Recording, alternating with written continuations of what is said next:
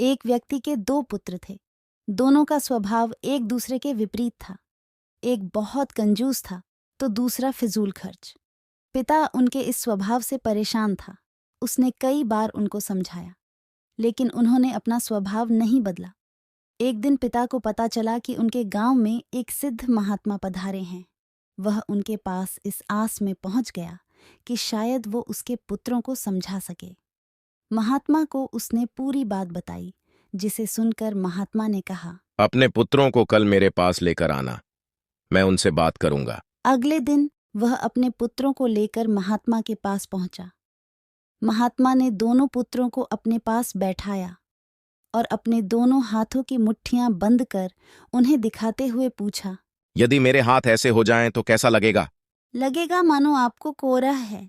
दोनों पुत्रों ने एक साथ उत्तर दिया। उसके बाद महात्मा ने अपनी मुट्ठी खोल ली, फिर अपनी दोनों हथेली फैलाकर उन्हें दिखाते हुए प्रश्न किया, यदि मेरे हाथ ऐसे हो जाएं तो बताओ कैसा लगेगा? अब भी लगेगा कि आपको कोरह है। दोनों पुत्रों ने उत्तर दिया। उत्तर सुनकर महात्मा गंभीर हो गए और उन्हें समझाने लगे, पुत्रों, अपनी मुट्ठी सदा बंद रखना या सदा खुली रखना एक तरह का कोरह ही है।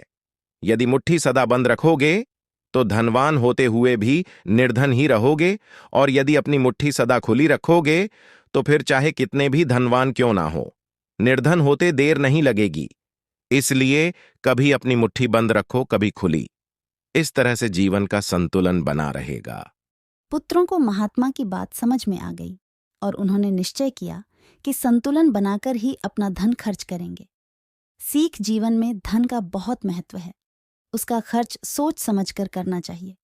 अधिक कंजूसी भी ठीक नहीं और अधिक फिजूल खर्ची भी ठीक नहीं। दोनों ही दरिद्रता का संकेत है। एक धन होते हुए भी दरिद्रता और एक धन चले जाने की दरिद्रता। अतः ऐसे खर्च करें कि धन का संतुलन बना रहे।